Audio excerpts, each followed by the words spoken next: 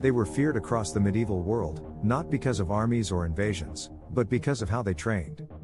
The Hashshashin did not raise soldiers. They raised believers. In the 11th century, a secretive group emerged in the mountains of Persia and Syria. Outsiders would later call them the Hashshashin, the word that eventually became assassin.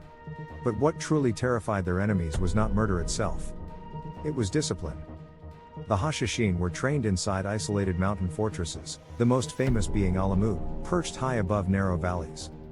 These locations were chosen deliberately. Reaching them required effort, patience, and commitment, qualities expected from every recruit. Training did not begin with violence.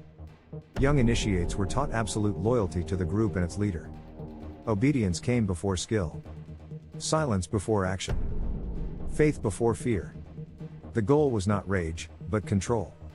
Education was central. Recruits studied languages, theology, and politics. They learned how power worked, and how to move unseen within it.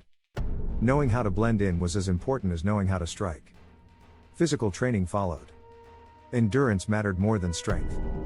Recruits were trained to walk long distances without rest, climb difficult terrain, and survive with little food. They learned patience, sometimes waiting days or weeks for a single opportunity. Contrary to popular myths, there is no solid historical evidence that the Hashshashin were drugged or manipulated through hallucinations. That story was spread by enemies and later exaggerated by travelers. What historians do agree on is that psychological conditioning was intense. Initiates were taught that their mission mattered more than their survival. Weapons training focused on close contact. Daggers were preferred over swords. Firearms did not exist yet, and poison was rarely used. The objective was precision, not chaos.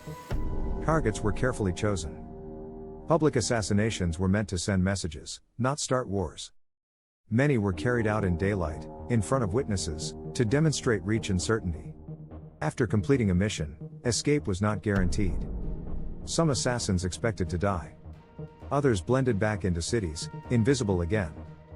The training camps produced no armies, no banners, no empires. Yet rulers across the Middle East and Europe feared them.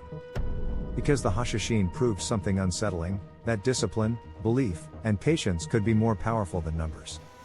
Their fortresses eventually fell, their network collapsed, and their story was reshaped by myth. But the training methods they perfected changed how power understood fear. Not through invasion, but through certainty.